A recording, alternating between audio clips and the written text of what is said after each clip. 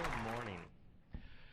Well, now we're going to shift to something exciting like PowerPoint slides, because that is basically a visual manifestation of culture and meetings and email.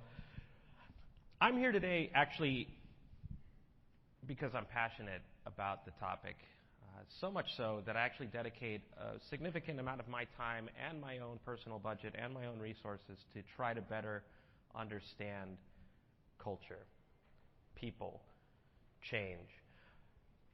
My entire career, for those who have no idea who I am, has been based on pushing cultures, management, leadership, organizations forward into the future. Because all of this digital stuff has been playing out since the consumerization of technology. So we can trace this all the way back to the 90s, and we're still talking about it. We're still trying to change, because a lot of the organizational models that exist today were designed in the 1960s. In fact, I just published a research report on customer service. A lot of those models for customer service were published or created in the 1950s. So there is a lot of legacy. There's a lot of history. There's a lot of process and roots that have gotten to us where we are today. But every time I study innovation, every time I study digital transformation, customer experience, you name it, the number one inhibitor to those things flourishing is culture. The number one thing when it works really well is also attributed to culture. So it is the number one catalyst and the number one challenge that we face. And somewhere in that whole discussion are people. We are the change. We are what's responsible for performance today, but also this performance tomorrow. Yet culture is one of those things that's ethereal. It almost is not tangential.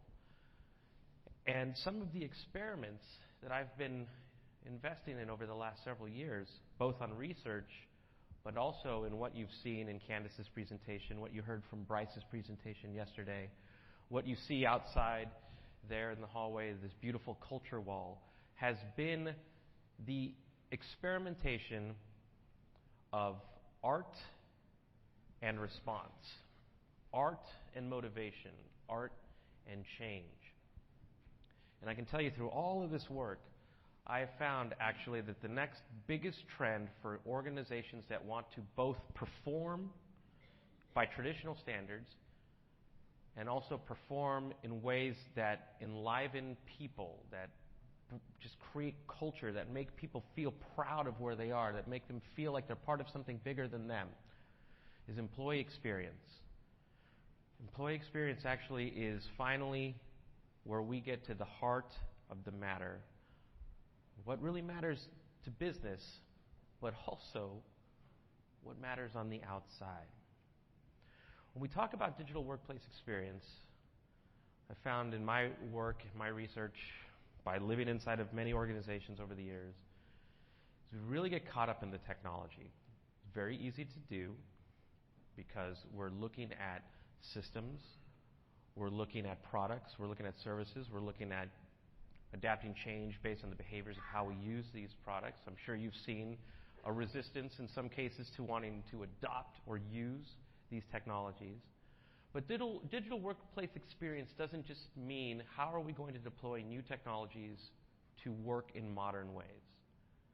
It also is an opportunity to just look at how, why, and what's possible with work itself. What does it mean to work in 2018, 2019? What does it mean when we talk about employee experience? What does it even mean when we talk about experience? You know, believe it or not, that word, like innovation or transformation or any business bingo or buzzword game that we want to play,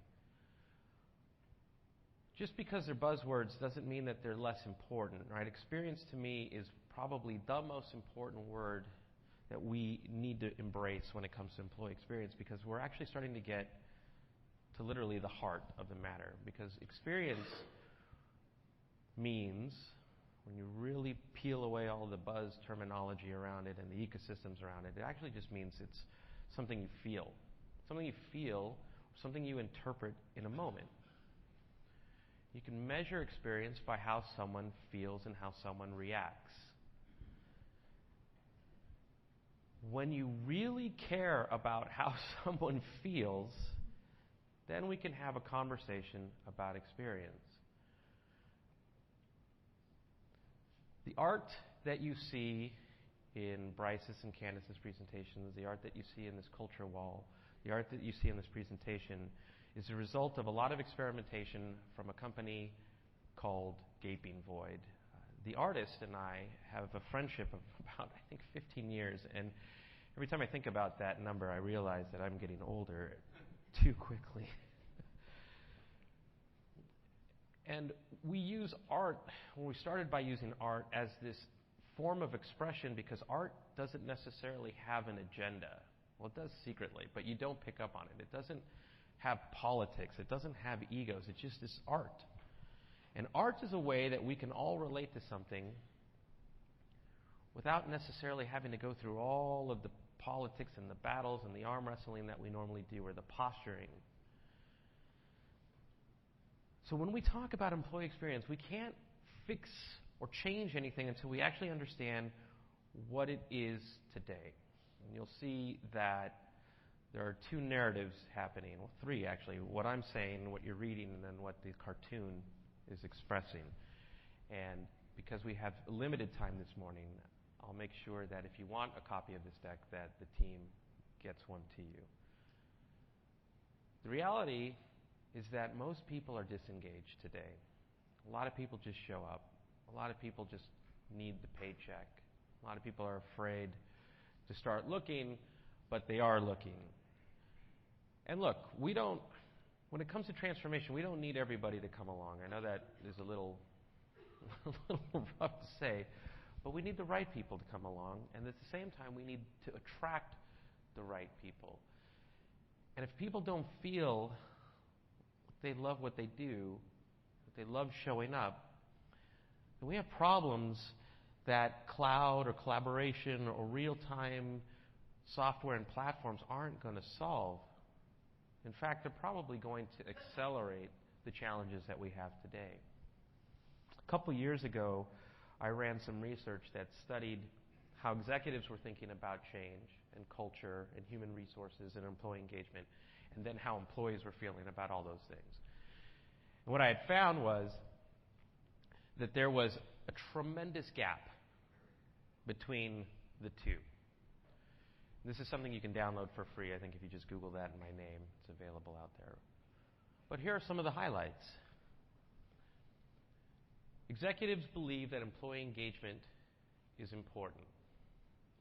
But employees rated their engagement right in the middle.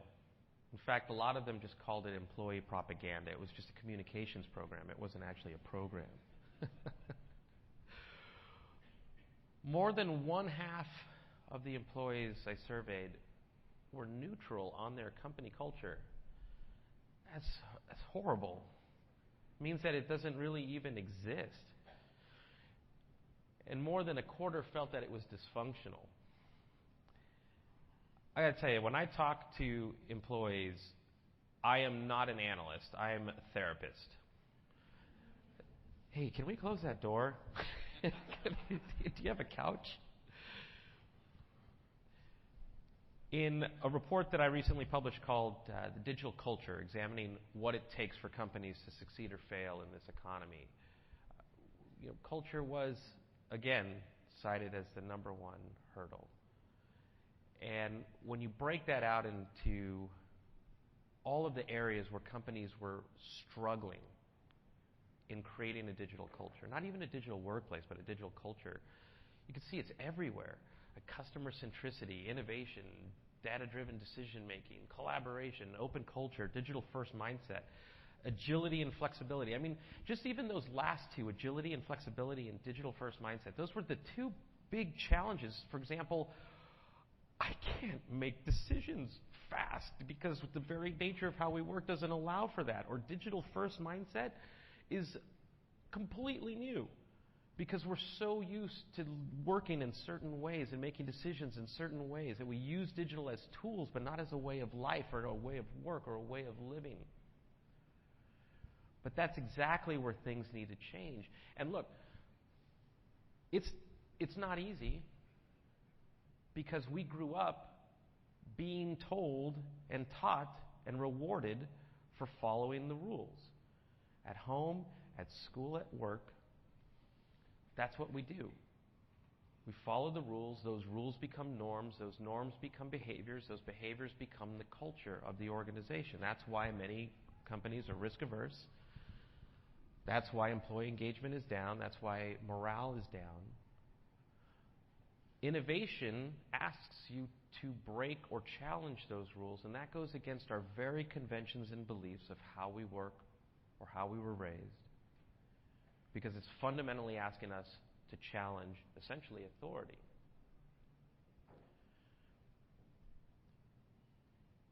Less than half of employees today believe that it's easy to collaborate within their company. Yet almost all of the executives believe it's easy to collaborate within the organization. I wonder sometimes if they're working at the same place. Just a quarter of employees believe that their organizations have a digital culture, whereas almost half of leaders believe that they do. Only 1 in 5 managers think that their culture is working towards digital. And what starts to become clear is just there's not only a lack of collaboration, but there's a lack of vision, there's a lack of sync within the company about what we're doing and why.